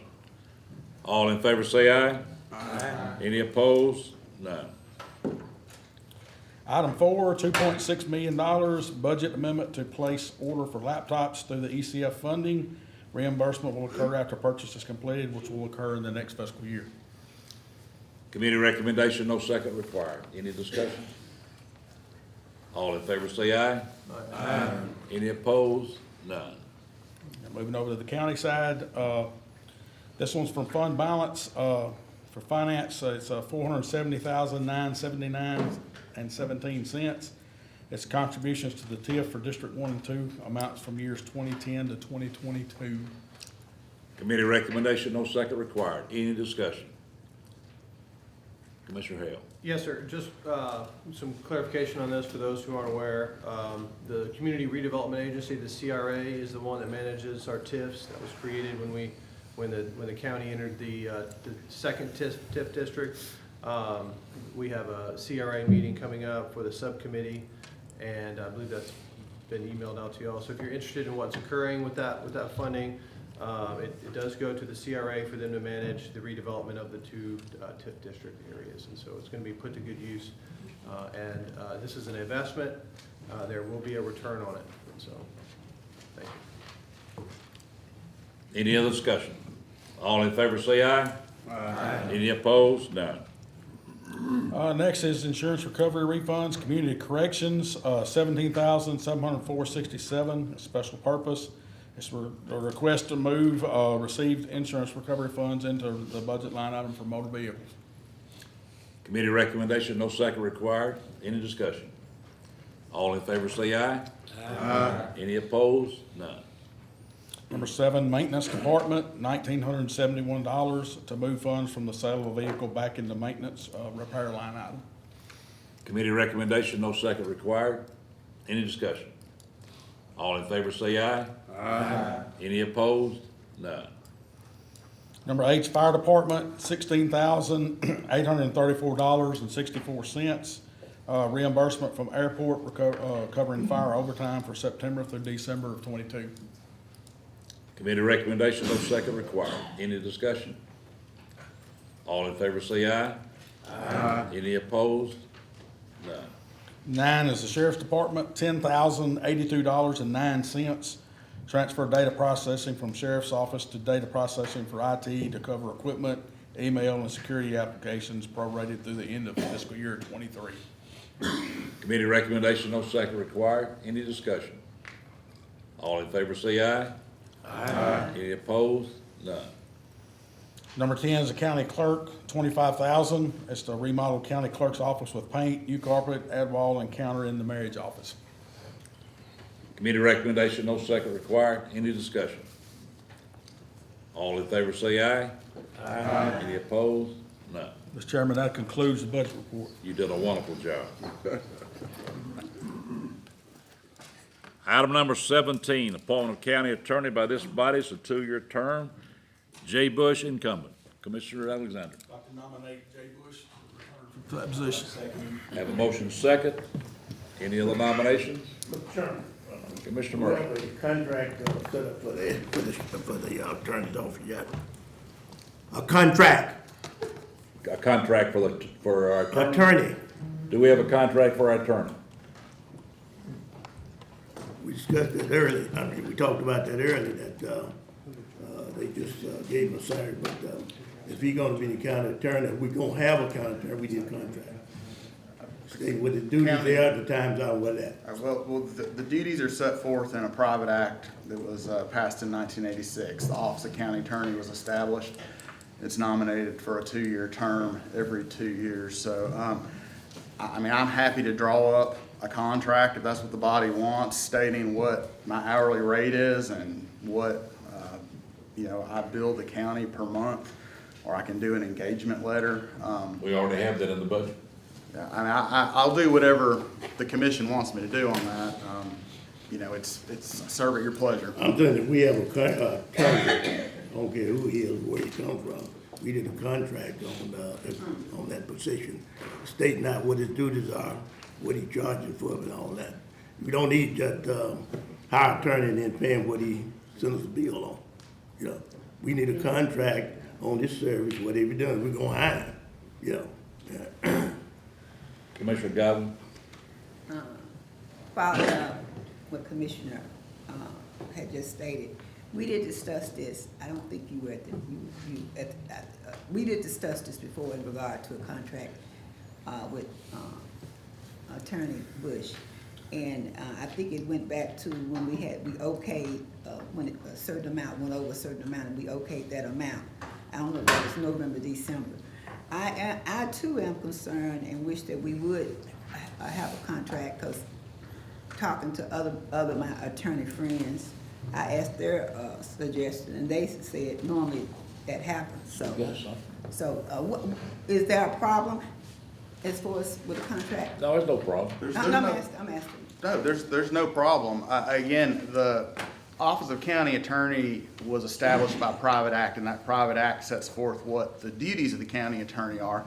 Now, as far as the rate of pay, I'm accepted the position, the same rate of pay that the former county attorney had, and the budget committee determines what to pay the county attorney on a monthly basis. And then any overage I have over that amount, I will request a budget amendment. I've been doing that every 6 months. And I send my invoices showing what time that I've billed to the finance department on a monthly basis. So those are available for anyone who wants to review and see what work I have been doing.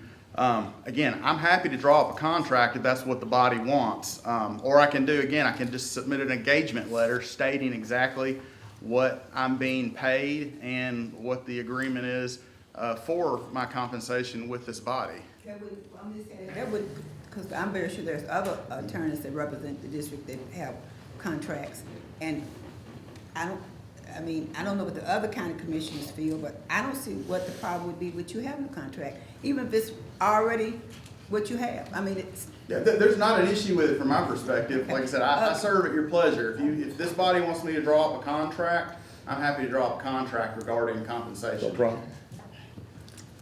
Commissioner Ellis? Thank you, Mr. Chairman. I feel he should have a contract, and we should set his salary.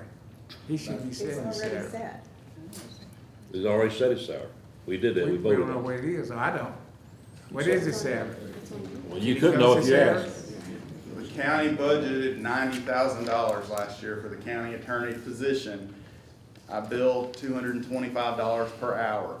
I bill the county $7,500 per month. In months that I go over $7,500 in billable time, I keep track of that time. Every 6 months, I submit a budget amendment for the overage that I have, and then the commission will approve that budget amendment because it's work that I was asked to do on behalf of the county.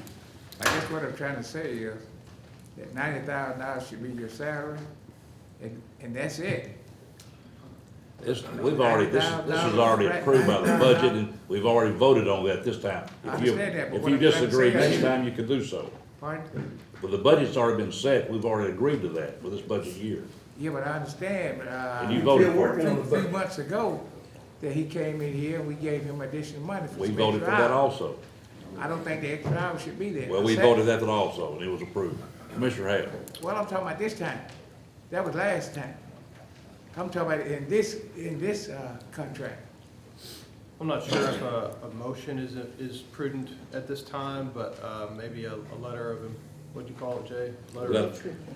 I can send Letter of an engagement. Letter of engagement. Yeah. Could we send one of those maybe to budget or finance? I'd like to make a motion.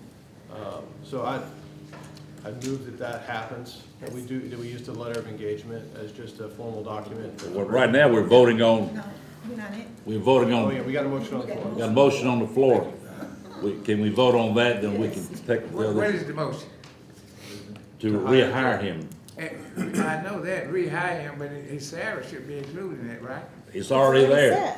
It's already What I'm trying set. to say is, his salary there, but the last time he came in here and had extra hours, there should be no extra hours. If he got a set salary. I think there's some confusion that They're he's not confused. an employee. We have a motion on the floor to reappoint our county attorney. Mr. Chairman, there should be a question there before we vote on it. Sir? You should call for question. No.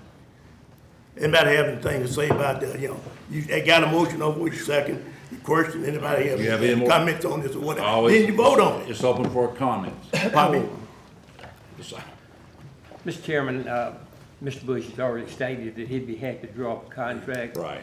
I would make a motion, well, we've already got a motion, but I would suggest that Mr. Bush go ahead and draw that up, vote, we'll be clear. Yeah. That'll be that's part of the motion? I like to make a motion. And we need to table this until we get the contract, we need to table this motion until, appoint them until we get the You making a contract motion to and table? go. Pardon me? Are you making a motion For what? to table? Yeah, I'm making a motion to table. We have a second. Roll call. Who seconded, Ms. Godwin? Ellison? Motion to table, roll call.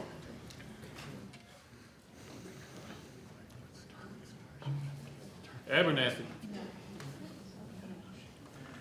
Aday? No. Alexander? No. Arnold? No. Black? No.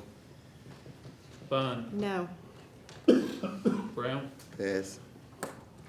Bryant? No. Bryant Mike? No. Deaton? No. Ellison?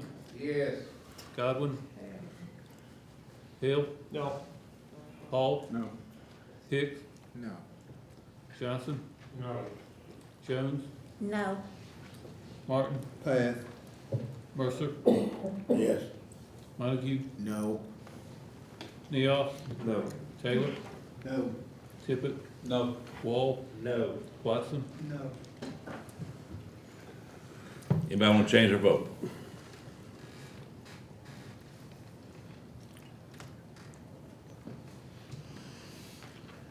No, Bradbury will.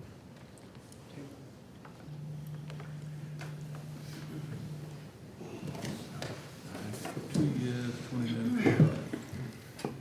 Don't worry about that. 2 years, 20 days, like that. How many years? 20? 2 years, 20 days, 3 passes. Just the most- 20, oh, okay, 20 yes, No, 2 yes. 2 yeses, 20 noes, and 3 passed. Motion failed to table. Commissioner Brown. Yes, could Commissioner Arnold's recommendation become a part of this motion with regard to the appointment? And that will solve all of this. Will you accept that, whoever made the motion? Who made the accept that motion? I made the original motion. We still got the original motion on the floor. I'd like to amend the motion to include, please, that a letter, engagement letter. Mr. Bush would be happy Yes. to make that out, Yeah, and we'd have something proceed, to vote on. proceed. Commissioner Hale. Speaking personally, I don't think it's necessary to make it a part of the motion. I think we have a county attorney, we want to continue retaining his service. He's said will gladly prepare the letter. I think we can do that, and it be handled going forward with him remaining our attorney after today. Commissioner Godwin. Attorney Jay Bush understands, as being an attorney, he understands contracts. By being a lawyer, he draws up contracts. So for him to draw up contracts, why would he not be under contract? That was, and I made the motion, I made the suggestion first for him to have a contract. I did. And if I have to make a motion, I like to make a motion for him to have a contract. We got a motion on the floor. Okay. Commissioner Brown. Mr. Chair, I would like to lay the question on the table and take a vote on appointing Jay Bush. Have motion second. All in favor say aye. Aye. Any opposed? None. Roll call. We voting on to hire Jay Bush as our attorney. Without a contract. Without a contract. Abernathy? Aday? Yes. Alexander? Yes. Arnold? Yes. Black? Yes. Bond? Yes. Brown? Yes. Bryant? Yes. Cindy? Bryant Mike? Yes. Deaton? Yes. Ellison? Yes. Godwin? Pass. Hill? Yes. Hall? Hicks? Yes. Johnson Arthur. Yeah. Sherman. Yes. Martin. Yes. Mercer. No. Montague. Yes. Neoff. Yes. Taylor. Yes. Tippit. Yes. Wall. Yes. Watson. Yes. Anybody want to change their vote? No. Change it to no? Yeah, she changed it to no. All right. 23 yes, 2 no, whatever. 23 yeses, 2 nos. Motion passes to rehire Jay Bush. Now then, to satisfy everyone, he's more than willing to put out a letter of engagement that, under the conditions we've already hired him for, they've already been paying for, nothing will change. Sheriff. Mr. Chair, I just want the commission to know that, under the past administration at the Sheriff's Department, they had a part-time attorney that made $141,000. We didn't fill that position, so we rely heavily on a county attorney. So it's not a Monday through Friday job. If I need to call them on Saturday or Sunday or in the middle of the night, so, I mean, don't get set that this is a Monday through Friday job. We didn't fill that position at the Sheriff's Department with the lawyer. So we're already saving $141,000. So I just want the commission to be aware that we're utilizing the county attorney. Now, he represents y'all, and he's got y'all's interests at the forefront, but we're relying on him. There again, we're trying to reduce duplicating services. So just take all that into account when you're looking at the money situation and where we came from and where we're at and his other duties. Thank you. Commissioner Black. Yeah, Mr. Chairman, I think the issue basically is just transparency. That's basically it. I think new commissioners, myself included, probably, I want to know exactly what the fee is, what his rate is. No problem with him as a county attorney from the perspective of him doing the duty. I think it's just due diligence on our part to have the information that's public so that we know. It is public. That we need, but I don't, just for us to have it. There's no problem. Mr. Chairman, I want all commissioners to feel like you can contact me at any time if you have questions about billing, about tasks that I've been asked to do. My phone, you've all got my phone, call me, ask questions. I'm there for all of you. That's the reason that I'm in the position. So I don't want us to get into meetings like this and there be questions about my responsibilities or how I'm compensated. I want that to be transparent. And I will provide a letter of engagement to the commission outlining exactly the terms of the office. Commissioner Godwin. Again, it's just transparent. It has nothing, it's just not personal.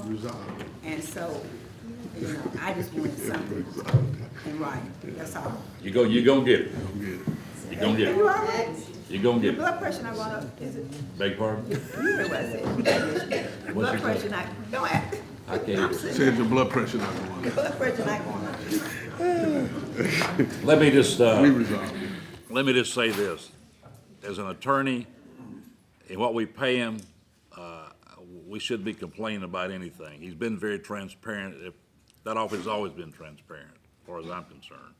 It's in our budget, we vote on it every year, but he'll give you a letter of engagement, so there'll be no doubt how he's being paid, okay?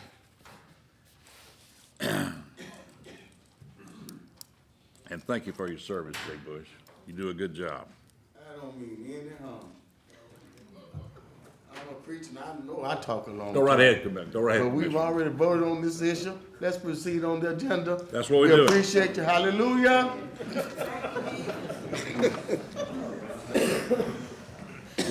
Item number 18, appointment of one member to the Conservative Board by this body, 5-year term. Milk County of an incumbent. Commissioner Alexander. I'd like a motion that we reappoint Milk County to that position. Like to say, Have motion second. Any other discussion? All in favor say aye. Aye. Any opposed? None. Item 19, appoint 2 members of the liaison to the Conservative Board by this body, 1-year term. Luther Mercer incumbent, We have one vacancy. Commissioner Alexander. Mr. Chairman, I make a motion that we reappoint Commissioner Mercer to that position and also to appoint Richard Watson to the open seat. I like the second. Have motion second. Any other discussion? All in favor say aye. Aye. Any opposed? None. Item number 20, appointment of 2 members at large to the Long Range Planning Committee by this body, 1-year term. Luther Mercer incumbent, 1 vacant seat. Commissioner Hayes. Yes, sir. Making a motion to appoint Commissioner Abernathy and Commissioner Mike Bryant. Commissioner Abernathy, Commissioner Bryant. Ms. Godwin. I'd like to make a motion to appoint Richard Watson. That's all. I mean, that's the only recognition I have. Did you say Richard Watson. the long range planning? Okay. Commissioner Brown. Yes, I'd like to nominate Mr. Commissioner Mercer to go back to that committee. Commissioner Mercer. Ms. Jones. I would like to second the motion for Olivia Abernathy and Mike Brown. All righty. You can, how many we got? I've got 5. We're voting on Mr. Chairman, Commissioner Watson. I appreciate it, but just trying to get started, I'm gonna decline as of right now. Liaison consultation, right? It's long range plan.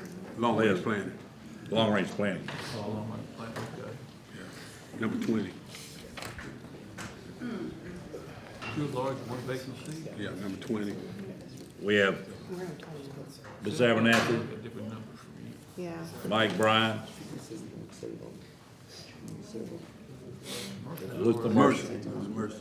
Brian wasn't, Mike Bryant. Board Chairman, we have some confusion about numbers on what we have posted and what you've announced, and we just need to make sure we're on the right agenda. We're on like item number 20. Yeah, yours is. Okay, It's item number 20 up 19. there is different than what you read. It's 19 up there. 19. So I got the have we ones on missed my something? No, you're 21. I mean, have we missed a item number? Yeah, you missed one. Should've been the 18. Well, 19. Really? We're on 20, which is not correct. Okay, number 19 is long range planning. No. Yeah. Well, actually, both of them are just different items. What do you got? Yours is different than that. What we should be on is number 20 now. That's what I had, number 20. It's just the one up there. The one up there is. That one there's wrong. One up there is wrong. Yeah, one up there is wrong. I don't know what number we're on. We're on 20. We're on 20. Appointment of 2 at-large members to the Long Range Commissioner, we Planning have- Commission. Chairman, we have the updated, it's coming to you right now. That'll match what's on the board. Huh? Which one? This one is the right one. That's the right That's one. what you're about to This one up here is the correct one. Well, this is the one we had at the Because pre-agenda this meeting. was missing. Okay. Yeah, we The had only this. thing that was missing is the one for long-range planning. What do they got? Oh, they got the same thing I got. And that and that. Yeah, they have the old one. That's what's on the table. Is this the first one? That's right. This was given to us at the pre-agenda meeting. So it should stay, really. All right, look at the board up here. We're on number 19.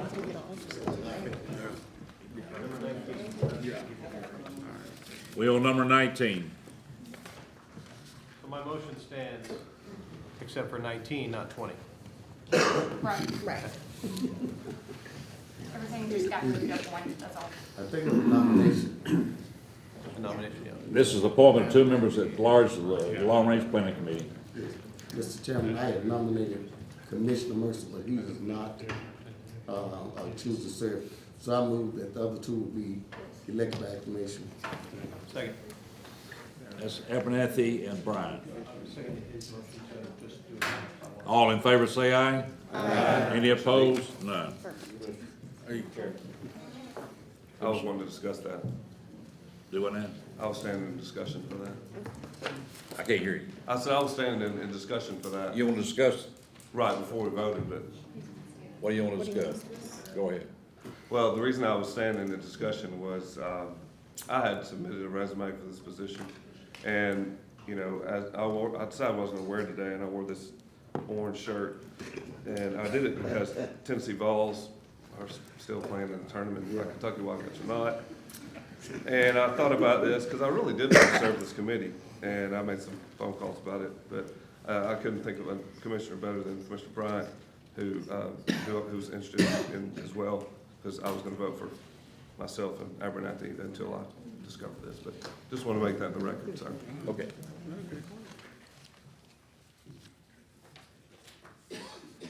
But, anybody, always remember, you're always welcome to any committee meeting at any time. Yes, sir.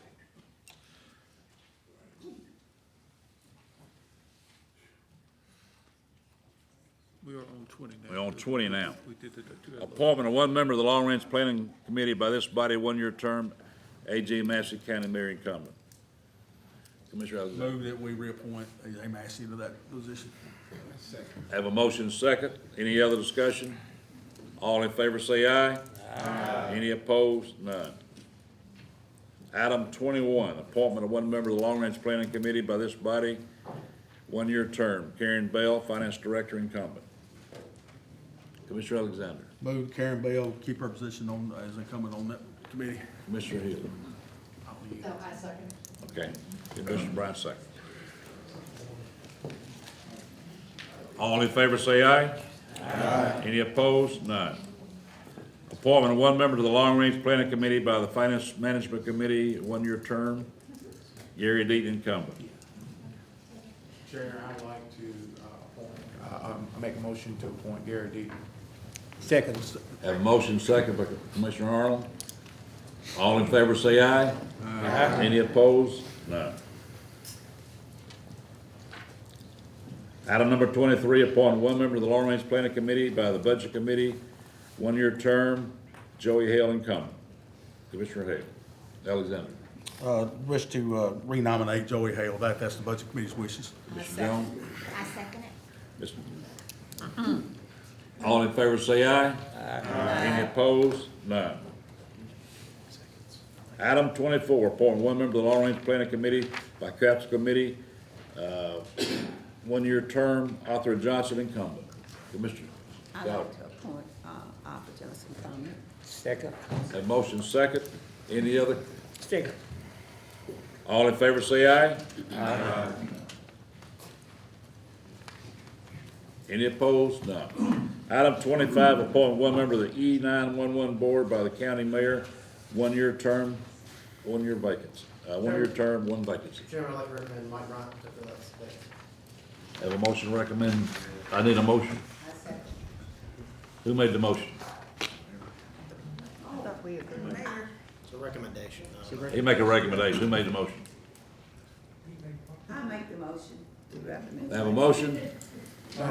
Mr. Chairman, Mr. Mayor, I really appreciate it, but I'm gonna pass on that one, if that's okay.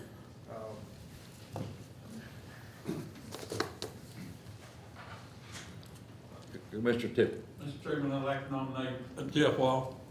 Second. Have a motion second. All in favor say aye. Any opposed? None. I guess I recommend Jeff Wall. I mean, that's how that's supposed to work, right?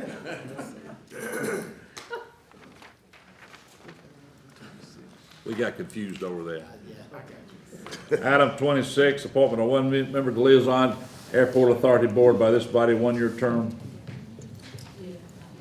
one seat vacant. Commissioner Alexander. Nominate Mike Bryant to fill that vacant spot. Mike Bryant. Have a motion second. Any other? All in favor say aye. Aye. Any opposed? None.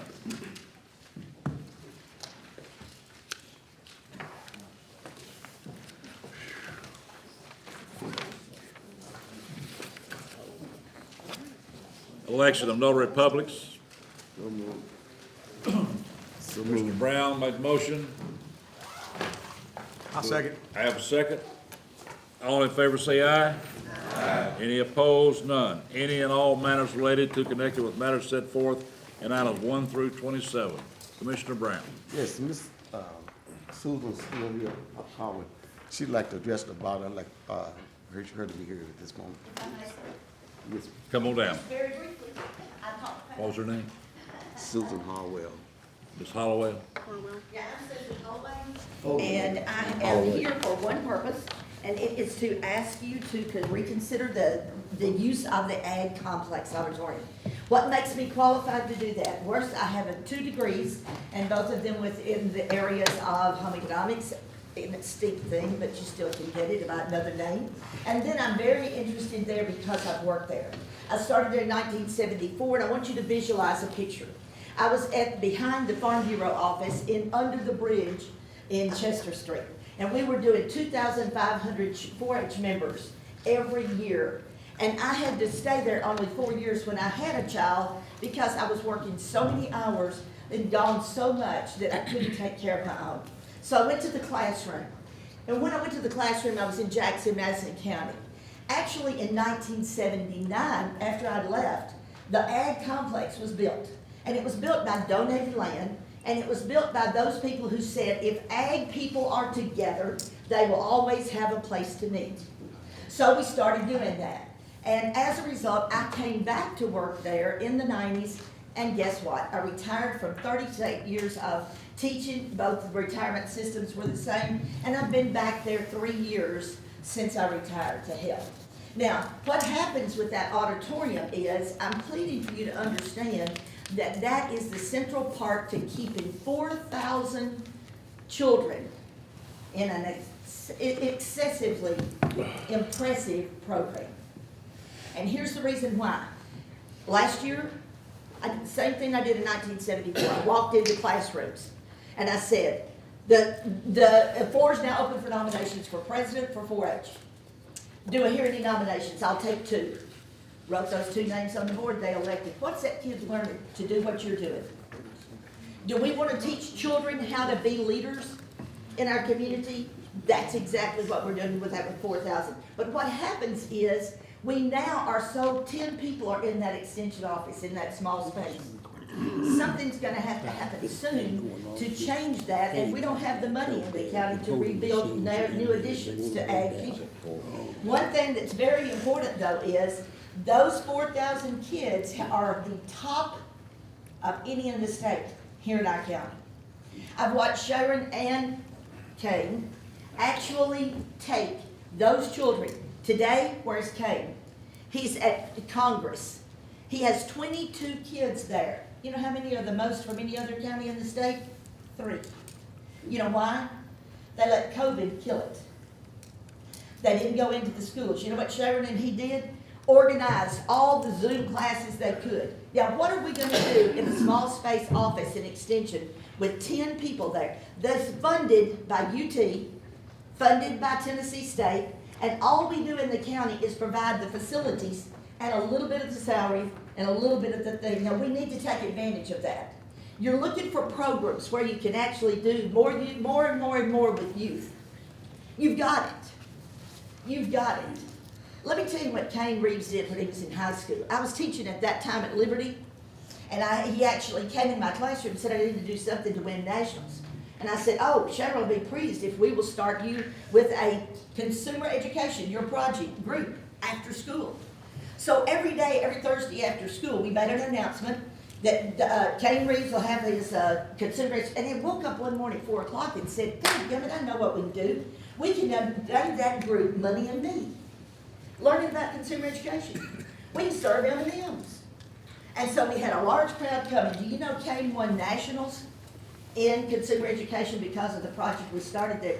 Kane Reeves came from a family that didn't have a lot of people graduate from high school. And he got a high school degree and he got a doctorate degree from Union before he was 30.